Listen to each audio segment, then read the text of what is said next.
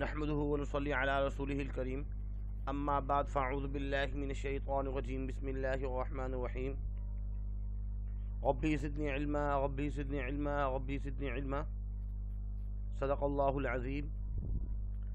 عزیز طلبہ و طالبات و تمام سامعین کرام کو میری طرف سے السلام علیکم۔ عزیز طلبہ و طالبات، احادیث مبارکہ کا انتخاب کیا گیا ہے اور کچھ احادیث تقریباً 8 احادیث بیان کر دی گئی ہیں،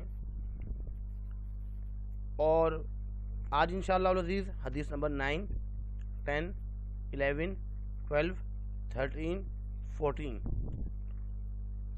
جو کہ ڈگری کلاسز کے اندر B com B S C B A وغیرہ کی کلاسز میں بورڈ کے پیپروں میں سے آتا ہے، اور سنی انسنی نہ کر دی جائے۔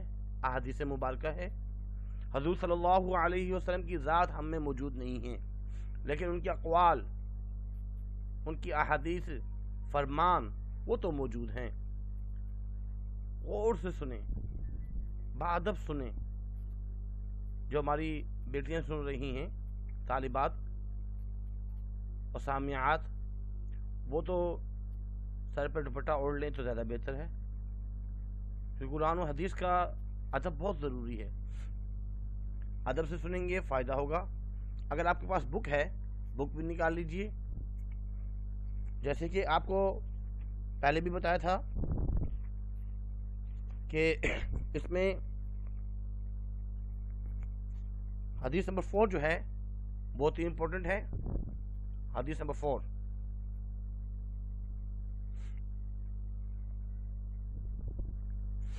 عن سہل بن سعد رضی اللہ عنہ قال قال رسول اللہ صلی اللہ علیہ وسلم انا وکافل الیتیم فی الجنة ہکذا واشار بالسبابہ والوسطى وفرج بینہما۔ یہ حدیث 2014 کے پرائیویٹ میں، 15 یہ بھی پرائیویٹ میں، 19 کے ریگولر میں، اور 18 اس کے بھی بی کام کے پرائیویٹ گروپ میں آ چکا ہے، اور ایسے سائنس گروپ میں بھی آتا رہتا ہے وقتاً فوقتاً، اور بی اے گروپ میں بھی آتا ہے۔ اس کو جو ہے یاد کر لیجیے گا۔ اس کے بعد حدیث نمبر 5 کے بارے میں بتایا تھا کہ کامرس میں 2018 میں ریگولر میں آ چکی ہے حدیث۔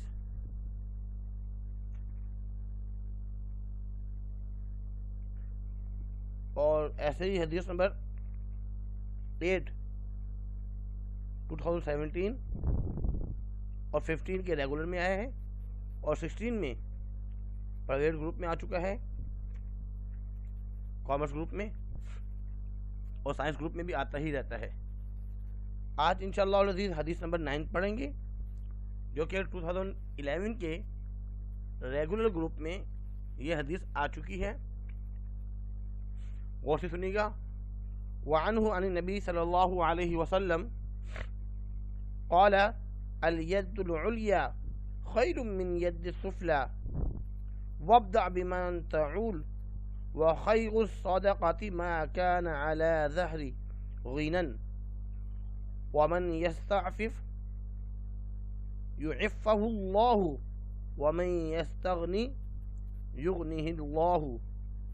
رواہ بخاری۔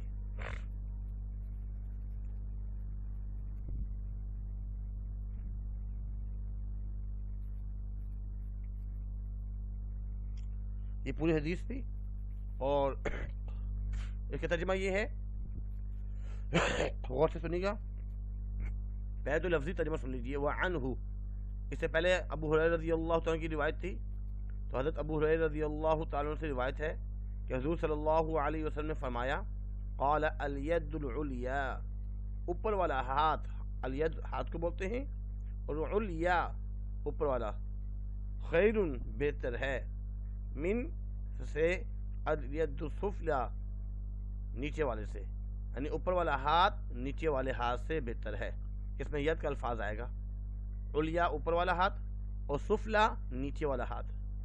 وابدع، وابدع کا مطلب ہوتا ہے ابتدا کرو، آغاز کرو، بمن تعول، جو آپ کے اہل و عیال ہیں، عیال تعول عیال، جو آپ کے اہل و عیال ہیں یعنی جو آپ کے زیر کفالت ہیں،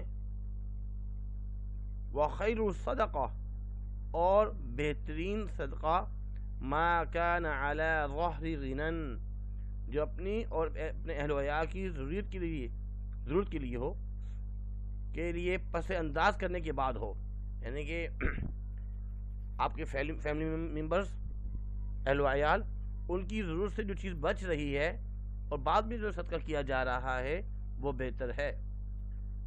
ومن یستعفف، اور جو عفت و پاک دامنی چاہے گا، دیکھیں اس میں ویستعفف، اس میں جب بھی استفعال کا یہ ہے باب استفعال سے، اس میں مدد مانگنے کے لیے آتا ہے، چاہنا،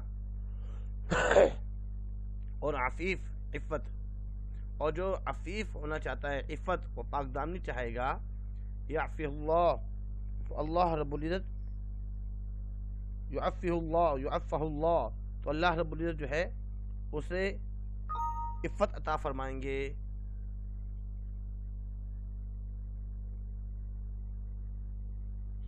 ومن یستغنی،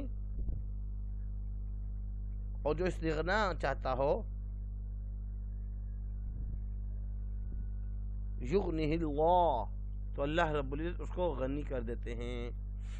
ترجمہ اب جو ہے بامحاورہ ترجمہ پڑھتے ہیں۔ حضرت ابو ہریرہ رضی اللہ تعالیٰ عنہ سے روایت ہے، حضور صلی اللہ علیہ وسلم نے ارشاد فرمایا، اوپر والا ہاتھ نیچے والے ہاتھ سے بہتر ہے۔ اور صدقہ خیرات کا آغاز ان سے کر جو تیرے زیر کفالت ہیں، اور بہترین صدقہ وہ ہے جو اپنی اور اپنے اہل و عیال کی ضروریات کے لیے پس انداز کرنے کے بعد ہو، اور جو عفت اور پاک دامنی چاہے گا اللہ اسے پاک دامنی عطا کرے گا، اور جو استغنا چاہے اللہ اسے غنی فرما دے گا۔ حوالہ وہی لکھیں گے، یہ حدیث ریاض الصالحین جلد اول کا باب، ٹھیک ہے، اس میں الید العلیٰ خیر من ید السفلیٰ، اوپر والا ہاتھ نیچے والے ہاتھ سے بہتر ہے۔ تو باب جو سن لیجئے، دینے والا ہاتھ لینے والے ہاتھ سے بہتر ہے سے لی گئی ہے، اور اس کے مصنف کا نام امام محی الدین ابی زکریا بن اشرف نووی رحمہ اللہ ہیں۔ تشریح میں حدیث مبارکہ رسول اللہ صلی اللہ علیہ وسلم کی اعلیٰ اور لطیف پیرایت بیان کا ایک بہترین نمونہ ہے۔ آپ صلی اللہ علیہ وسلم نے ارشاد فرمایا کہ اوپر والا ہاتھ نچلے والے ہاتھ سے بہتر ہے، یعنی لینے والا ہاتھ انسان سے بہتر ہے، لینے والا جو ہے انسان سے بہتر ہے۔ فرمایا کہ دینے کی ابتدا اور خرچ کرنے کا آغاز ان لوگوں سے کرو جو تمہارے زیر کفالت ہوں، اور اس کے بعد دیگر وہ جو خیر میں خرچ کرو، دوسری چیزیں ہیں اس میں جو خیر کی کام ہیں اس میں خرچ کر سکتے ہیں۔ اور بہترین صدقہ وہ ہے کہ اس کے دینے کے بعد بھی تمہارے پاس بقدر ضرورت باقی رہے، یعنی افضل صدقہ وہ ہے جو جملہ حقوق واجبات کی تکمیل کے بعد جو چیزیں واجبات ہیں، ضروری ہیں، اپنے اولاد کی، والدین کی، بیوی بچوں کی پرورش کرنے کے بعد یہ جو حقوق ہیں واجبات، اس کی تکمیل کے بعد جو بچ جائے تاکہ متصدق کی احتیاط باقی نہ رہے، جس پہ ہم صدقہ جس کو کر رہے ہیں اس کی ضرورت جو ہے وہ پوری ہو جائے، اور کچھ نہ کچھ حاجات ضروریہ کے لیے بچ رہے۔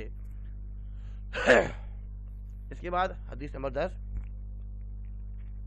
حدیث نمبر 10 اصل میں بہت بڑی حدیث ہے، اور یہ کمی بورڈ کے پیپر میں آتی ہے کیونکہ حدیث بہت بڑی ہے۔ کوشش کی جاتی ہے کہ مختصر حدیث ہو۔ اس میں جو آپ کو نظر آ رہا ہے ڈاٹ ڈاٹ، چھوٹی حدیث نہیں ہے، حدیث تو بہت بڑی ہے۔ حدیث میں ہے وعن انس رضی اللہ عنہ، پہلے اس کے تھوڑا سا جو ہے مفہوم سن لیجئے، سمجھ لیجئے، تو پھر بہت ہی آسان ہے یہ۔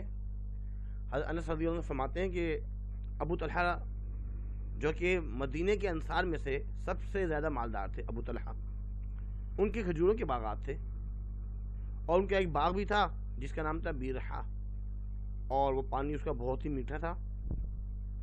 اور جب آیت نازل ہوئی لن تنالوا البر حتى تنفقوا مما تحبون، تم اس وقت تک نیکی کمال درجے تک حاصل نہیں کر سکتے جب تک اپنی محبوب چیز اللہ کی راہ میں خرچ نہ کر ڈالو۔ تو حضرت ابو طلحہ رضی اللہ تعالیٰ عنہ حضور صلی اللہ علیہ وسلم کی خدمت میں حاضر ہوئے اور فرمایا کہ میرا محبوب ترین جو مال ہے، وہ جو کنواں ہے وہ ہے، اس کو میں صدقہ کرنا چاہتا ہوں، اور آپ جہاں چاہیں اسے استعمال میں لائیں۔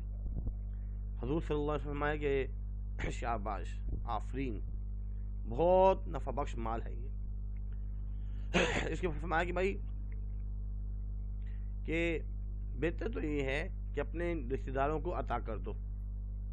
تو حضرت ابو طلحہ رضی اللہ تعالیٰ نے اپنے چچا زاد بھائیوں اور جو قرابت دار تھے، رشتہ دار تھے، ان میں تقسیم فرما دیا۔ تو اس میں دیکھیں حضور صلی اللہ علیہ وسلم اپنے اہل و عیال، اگر صدقہ بھی کر رہے ہو، صدقہ خیرات، اپنے اہل و عیال اور اپنے رشتہ داروں پر صدقہ کرنا زیادہ اجر ہے۔ اب اس کو حدیث کو پڑھتے ہیں۔ اگر آپ لوگوں کے پاس بک ہے، بک میں ذرا دیکھ لیجئے۔ حدیث نمبر 89 وعن انس رضی اللہ عنہ قال كان ابو طلحہ رضی اللہ عنہ، ساتھ میں ترجمہ کر رہا ہوں، حضرت انس رضی اللہ عنہ سے روایت ہے کہ کان ابو طلحہ رضی اللہ تعالیٰ عنہ تھے اکثر الانصار بالمدینہ مالا، کہ مدینے میں کے انصار میں سے سب سے زیادہ مال والے تھے، مالدار تھے، من نخل، کھجوروں کے جو ہے باغات تھے، وکان احب اموالہ الیہ بیغحاء، اور ان کو جو سب سے محبوب مال تھا وہ بیرحاء، جو ان کا کنواں ہے، وکانت مستقبلۃ المسجد، اور یہ مسجد کے بالکل سامنے تھا، وکان رسول اللہ صلی اللہ علیہ وسلم يدخلها ويشرب من ماء فيها طیب، حضور صلی اللہ علیہ وسلم وہ کبھی کبھار جو ہے اس کے اندر جایا کرتے اس باغ میں، اور وہاں سے پانی پیا کرتے جو کہ بہت ہی عمدہ پانی ہوتا۔ قال، حضرت انس رضی اللہ عنہ فرماتے ہیں فلما نزلت هذه الآية، جب یہ آیت نازل ہوئی، لن تنالوا البر حتى تنفقوا مما تحبون، کہ اس وقت تک تم نیکی کو کمال درجے تک حاصل نہیں کر سکتے جب تک اپنی محبوب چیز اللہ کی راہ میں خرچ نہ کر ڈالو۔ قام ابو طلحہ، تو حضرت ابو طلحہ رضی اللہ تعالیٰ عنہ کھڑے ہوئے، الی رسول اللہ صلی اللہ علیہ وسلم، حضور صلی اللہ علیہ وسلم کے سامنے، فقال، ابو طلحہ نے فرمایا، یا رسول اللہ، اے اللہ کے رسول، ان اللہ تعالی انزل علیک، اللہ رب العزت نے آپ پر جو آیت نازل فرمائی ہے، لن تنالوا البر حتى تنفقوا مما تحبون وان احب مالی، اور میرا سب سے محبوب مال، الیہ، جو مجھے پسند لگتا ہے، بیرحاء، وہ جو کنواں ہے بیرحاء وہ، وانها صدقۃ للہ تعالی، اور میں اس کو اللہ کے نام پر صدقہ کرنا چاہتا ہوں، ارجو برها وذخرها عند اللہ تعالی، اور میں اجر کا اور ثواب کا اللہ سے امید رکھتا ہوں۔ فضع یا رسول اللہ، آپ اس کو اپنے پاس رکھ لیجئے، حیث اراک اللہ، جیسے آپ بہتر چاہتے ہیں، جہاں دینا چاہیں صدقہ۔ فقال رسول اللہ صلی اللہ علیہ وسلم، بخن، آفرین، شاباش، ذالک مال رابح، یہ نفع بخش مال ہے، ذالک مال رابح، اور یہ نفع بخش مال ہے۔ وقد سمعت، اور میں نے سن لیا ہے، ما قلت، جو تم نے کہا، وانی ارى، اور میں یہ چاہتا ہوں، ان تجعلها فی الاقربین، کہ آپ اس کو اپنے اقارب میں، جو ہے اقارب میں، رشتہ داروں میں اس کو تقسیم کر دیں۔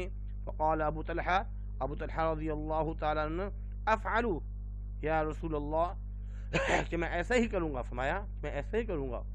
فقسمها ابو طلحہ، تو ابو طلحہ نے اس مال کو تقسیم کر دیا، فی اقاربہ، اپنے عزیز و اقارب میں، وبنی عمہ، اور اپنے چچا زاد بھائیوں میں، متفق علیہ۔ قولہ صلی اللہ علیہ وسلم، مال رابح، روی فی صحیح رابح، یعنی کہ بڑا ہی نفع بخش مال ہے۔ اس کے بعد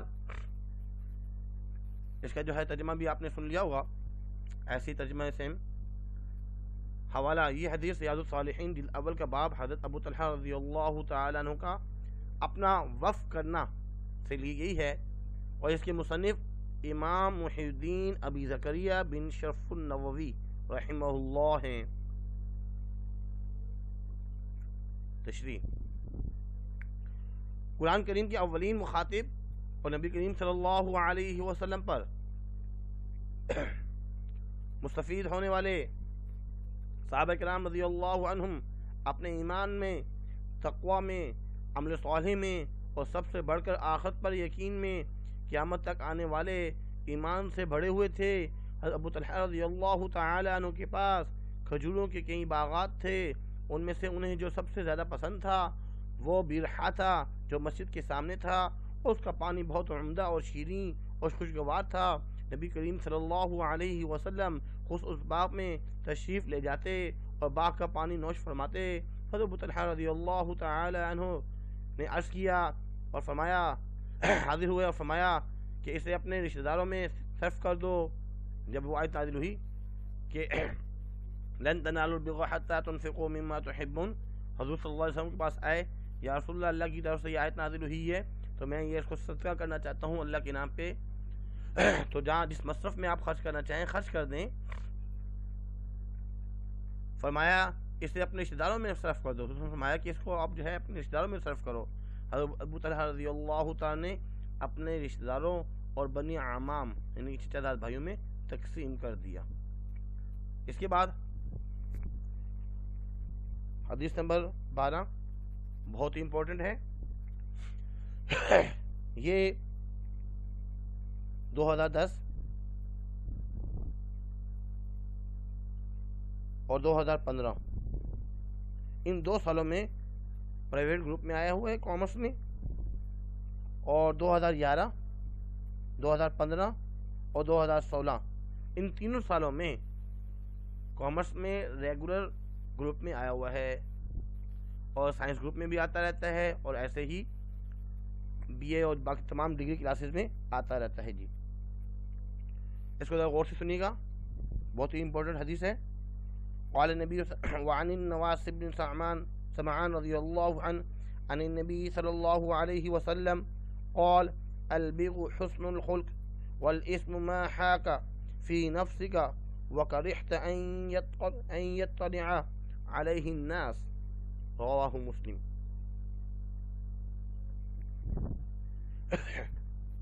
لفظی ترجمہ سنیں، یہ نواس بن سمعان رضی اللہ تعالیٰ عنہ النبی صلی اللہ علیہ وسلم سے روایت کرتے ہیں، قال فرماتے ہیں، سألت میں نے سوال کیا رسول اللہ صلی اللہ علیہ وسلم سے، عن البر نیکی کے بارے میں، والاثم اور گناہ کے بارے میں، نیکی بھلائی اور گناہ کے بارے میں، اچھے اخلاق کے بارے میں، گناہ کے بارے میں پوچھا۔ تو آپ صلی اللہ علیہ وسلم فرمایا، قال آپ نے فرمایا کہ البر حسن الخلق، نیکی جو ہے وہ اچھے اخلاق ہیں، والاسم اور گناہ جو ہے ما حاک فی نفسک جو کھٹکے تیرے دل میں، وکرہت اور تو اس کو کراہت محسوس کرے، ناگوار گزرے تمہیں، ان یطلع علیہ الناس کہ مطلع ہو جائیں لوگ اس سے، یعنی لوگوں کی اس کی اطلاع ہی نہ ہو، ان یطلع علیہ الناس لوگ جو ہے ان کو اس چیز کی اطلاع ہی نہ ہو، اور وہ آپ کو ناپسند ہو رہے ہوں، کراہت محسوس کر رہے ہیں آپ اس کو، اور وہ آپ کے دل میں جو ہے اس کا کھٹکا ہو رہا ہو، کھٹک رہا ہو کہ یہ غلط چیز ہے، تو یہ ہے برائی، گناہ۔ اس کا ترجمہ حضرت نواس بن سمعان رضی اللہ تعالیٰ سے روایت ہے کہ رسول اللہ صلی اللہ علیہ وسلم نے ارشاد فرمایا کہ نیکی اچھے اخلاق کا نام ہے۔ اصل میں انہوں نے پہلے پوچھا تھا کہ نیکی اور برائی کیا چیز ہے، کیا فرق ہے اس میں، تو حضور صلی اللہ علیہ وسلم فرمایا نیکی اچھے اخلاق کا نام ہے، اور گناہ وہ ہیں جو تمہارے دل میں کھٹکے اور تجھے یہ بات ناپسند ہو کہ لوگوں کو تمہاری اس کمزوری کا پتہ چل جائے۔ حوالہ یہ حدیث ریاض الصالحین جلد اول باب گناہ اور نیکی کی پہچان سے لی گئی ہے۔ اس کے مصنف کا نام دیکھیں، باب بھی وہی باندھا ہے کہ گناہ اور نیکی کی پہچان سے لی گئی ہے، اور مصنف کا نام امام محی الدین ابی زکریہ بن شرف نووی رحمہ اللہ ہے۔ تشریح، رسول اللہ صلی اللہ علیہ وسلم سبحانہ کی جانب سے جواب کلم عطا فرمائے گئے تھے، یعنی آپ مختصر چھوٹے اور خوبصورت جملوں سے اس قدر عظیم بات ارشاد فرماتے کہ ان کے اندر معانی کا ایک سمندر موجزن ہوتا، اور حکمت و دانائی کا علم ایک خزانہ مخفی تھا اس میں۔ آپ صلی اللہ علیہ وسلم نے ارشاد فرمایا کہ نیکی حسن اخلاق کا نام ہے، یعنی حسن اخلاق ہی ہر اچھائی اور نیکی کا سرچشمہ ہے۔ ایک ایسے انسان سے ہی نیکی، اچھائی اور برائی کا صدور ہوگا جو محاسن اخلاق سے متصف ہو، یعنی کہ نیکی اسی سے نکلے گی، وہی کرے گا جس کے اخلاق اچھے ہوں گے۔ اور فرمایا برائی وہ ہے کہ آدمی اس کو لوگوں سے چھپانا چاہے، اور اس کے دل میں تردد و تذبذب کا ایک ایسا کھٹکا سا پیدا ہو، اور یہی انسانی فطرت ہے۔ اس کے بعد حدیث نمبر 13 وہ پڑھتے ہیں، وعن وابسہ بن معبد رضی اللہ عنہ قال اتيت رسول الله صلى الله عليه وسلم فقال جئت تسأل عن البر قلت نعم فقال استفتي قلبك البر ما اطمأنت إليه نفسك واطمأن إليه القلب والإثم ما حاك في نفسي وتغدى في صدري وإن أفتاك الناس وأفتوك حديث حسن رواه أحمد والدارمي في مسنديهما۔ اس کو ذرا غور سے سنیے گا، لفظی ترجمہ، وعن وابسہ بن معبد رضی اللہ عنہ، ان سے روایت ہے، قال فرماتے ہیں، اتیت رسول اللہ صلی اللہ علیہ وسلم، کہ میں حضور صلی اللہ علیہ وسلم کے پاس آیا، یعنی میں حضور صلی اللہ علیہ وسلم کے پاس حاضر ہوا۔ فقال، تو آپ صلی اللہ علیہ وسلم نے فرمایا، جئت تسأل عن البر، تم اس لیے آئے ہو تاکہ تم مجھ سے سوال کرو نیکی کے بارے میں؟ قلت نعم، میں نے فرمایا جی ہاں۔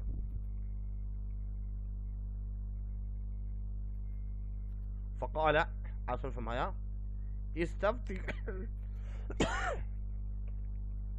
قلبک البر ما اطمأنت الیہ النفس واطمأن الیہ القلب۔ کہا کہ ہاں، آپ نے فرمایا کہ دریافت کر، فتویٰ لے کہ اپنے دل سے بھلائی وہ ہے کہ مطمئن ہو جائے اس پر تیرا نفس، اور مطمئن ہو جائے اس سے تیرا دل بھی مطمئن ہو جائے، دیکھیں قلب، دل بھی مطمئن ہو جائے اور نفس بھی اس سے مطمئن ہو جائے، یعنی آپ اپنے دل سے پوچھو نیکی جو ہے، اگر آپ کا دل مطمئن ہے، آپ کا نفس مطمئن ہے، یہ ہے نیکی۔ والاسم، اور گناہ، ما حاک فی نفسی وتغدد فی صدری، اور برائی کیا ہے کہ جس میں شبہ پیدا ہو آپ کے نفس میں، اور تردد ہو آپ کے سینے میں، آپ کے دل میں۔ وَإِنْ أَفْتَاكَ، اگر آپ لوگوں سے پوچھو یا تم فتویٰ لو، الناس فَافْتُوكَ، اور اگر لوگ تجھے فتویٰ دے تو اسے دریافت کریں۔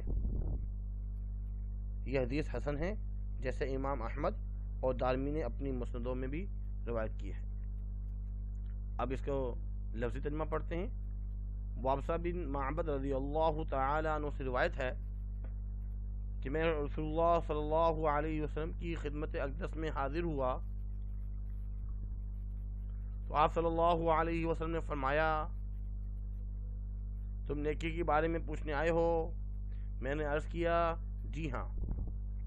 آپ صلی اللہ علیہ وسلم نے فرمایا اپنے دل سے پوچھو، نیکی وہ ہے جس پر انسان کا نفس اور دل مطمئن ہو، اور گناہ وہ ہے جو دل میں کھٹکے اور انسان تردد میں مبتلا ہو جائے، اور اگرچہ لوگ تمہیں فتویٰ دے اور تجھے فتویٰ دیں۔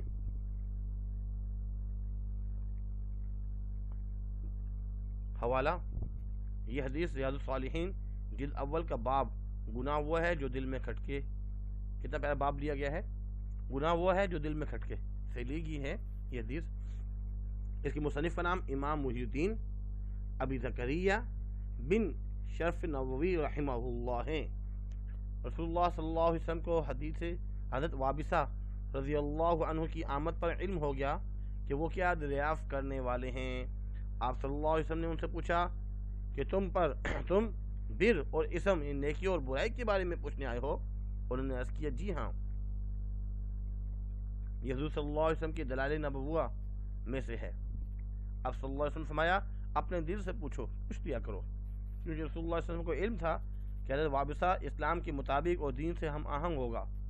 آپ صلی اللہ علیہ وسلم نے فرمایا بر وہ ہے، نیکی وہ ہے جس سے نفس اور دل مطمئن ہے ہو، کیونکہ انسان کی اصل فطرت خیر ہے اور نفس اور دل خیر پر مطمئن ہو جاتے ہیں، اور اسم گناہ وہ ہے جو نفس میں کھٹکے اور دل میں اس کے بارے میں تردد ہو۔ یہ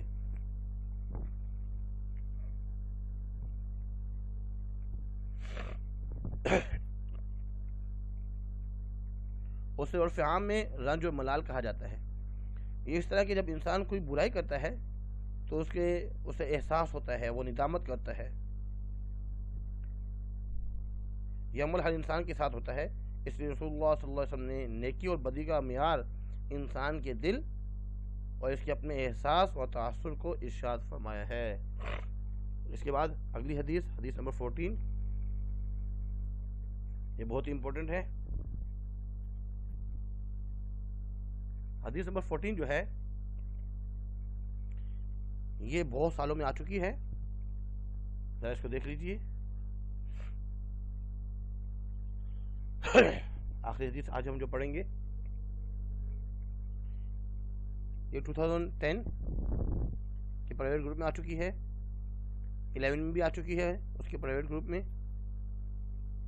اور 2012 میں پرائیویٹ گروپ میں آ چکی ہے، اور 12 میں بھی آ چکی ہے ریگولر میں، اور 17 میں بھی ریگولر میں آ چکی ہے۔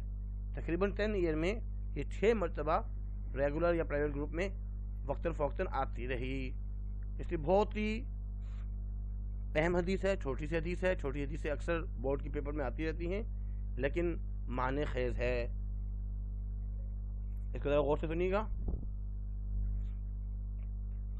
عن ابی ہریرہ رضی اللہ عنہ ان رسول اللہ صلی اللہ علیہ وسلم جی 2017 18 19 16 ان سالوں میں آ چکی ہے۔ 17 میں پرائیویٹ میں آئی ہے، 18 19 اور 16 ریگولر میں آئی ہے، غور سے سنیے گا۔ وعن الحسن بن ابن علی رضی اللہ عنہما حفظت من رسول اللہ صلی اللہ علیہ وسلم دع ما يريك الى ما لا يريك، رواه الترمذی، وقال حدیث حسن صحیح معناه اترک ما تشک فیہ وخذ ما لا تشک فیہ۔ حضرت حسن بن علی رضی اللہ عنہ سے روایت ہے، انہوں نے کہا کہ میں نے رسول اللہ صلی اللہ علیہ وسلم سے یہ بات یاد کر لی، حافظ یاد کر لی تھی میں رسول اللہ صلی اللہ علیہ وسلم، دع ما یریک، جس میں شک و شبہ وہ چیز چھوڑ دو، الا ما لا یریک، اور اسے چھوڑ دو، اور غیر مشکوک اور غیر مشتبہ چیز کو اختیار کرو۔ جو غیر مشتبہ چیز ہو جس میں کوئی شک نہ ہو اس کو اختیار کرو، اور جس میں شک اور مشتبہ ہو اس کو چھوڑ دو۔ حوالہ، یہ حدیث ریاض الصالحین جلد اول کا باب شک میں ڈالنے والی چیز کو بھی چھوڑ دے سے لی گئی ہے۔ اس کے مصنف کا نام امام محی الدین ابی زکریہ بن شرف نووی رحمہ اللہ ہیں. تشریح، اس کی تشریح بڑے غور سنیے. جس قول میں یا عمل میں شک ہو کہ حلال ہے یا حرام، جائز ہے ناجائز، شک ہو رہا ہے، تو بہتر یہ ہے اس کو چھوڑ دو اور وہی کام کرو جس کا یقین ہو کہ یہ کام صحیح اور درست ہے. ایک مسلمان کا جو دل ہے وہ غلط بات کی طرف رہنمائی نہیں کرتا. اس میں شک کا پیدا ہو جانا اس بات کی غلط ہونے کی علامت ہے. حضرت عمر رضی اللہ تعالیٰ فرماتے ہیں کہ ہم حرام میں مبتلا ہو جانے کے خوف سے حلال کے 10 حصوں میں سے 9 کو چھوڑ دیا کرتے تھے. اگر پتہ چلے کہ بھائی اس میں 9 حصے حلال کے ہیں اور 1 حصہ حرام کا ہے تو وہ چھوڑ دیا کرتے تھے. بالکل ہی جس میں شک و شبہ ہو وہ بالکل ہی نہیں اختیار کیا کرتے تھے. اس میں ایسے کاموں کی طرف جو نا حکم دیا گیا ہے متوجہ رہو جو غیر مشکوک اور تمہارے علم و یقین کے مطابق نیک ہوں، اور جن کے نیک ہونے کے بارے میں تمہیں کسی طرح کا شک و شبہ نہ ہو، اور ایسے کاموں سے بچنے کی کوشش کرو بلکہ قطعا نہ کرو جس میں تم متردد ہو، شک و شبہ ہو. اور ایسے کاموں سے بچنے کے بجائے جو شک و شبہ والی چیزیں ہیں جو آپ کو فکر میں ڈال دیں، خود کو ممنوعات اور گناہوں سے بچانے کے لیے مشتبہات اور مشکوک چیزوں اور کاموں سے بچنا بھی سب سے اچھا طریقہ ہے. اس کے مقابلے میں وہ کام جو قطعی طور پر نیک ہوں کیے جائیں تو باعث اجر کے علاوہ تقوی کی بھی علامت ہیں. حضرت امام نووی رحمہ اللہ نے اس کا مطلب یہ بیان کیا ہے کہ تو ان کاموں اور چیزوں سے بچتا رہ جس میں جو تجھ کو شک و شبہ میں ڈال دے، اور ایسے کام کر جس میں کسی قسم کا شک و شبہ نہ ہو، کوئی ڈر اور خوف نہ ہو. تو حدیث نمبر 14 جو ہے یہ بہت ہی آتی ہے. حدیث نمبر 15 انشاءاللہ ہم آگے دفعہ پڑھیں گے، اور یہ بھی جو ہے بہت دفعہ آتی ہے. حدیث نمبر 14 اور 15 اکثر آتی رہتی ہیں کیونکہ بہت چھوٹی حدیثیں ہیں، لیکن موضوع کے اعتبار سے اور وزن کے اعتبار سے بہت ہی اونچی ہیں. بیٹا پورا لیکچر سننے میں فائدہ ہوتا ہے، کوشش کیا کریں پورا لیکچر سنا کریں اور ان احادیث کو یاد کریں، سمجھیں. آج کے لیے بیٹا اتنا ہی کافی ہے. اپنا خیال رکھیے گا. اللہ حافظ. وما علینا الا البلاغ. جزاکم اللہ خیر.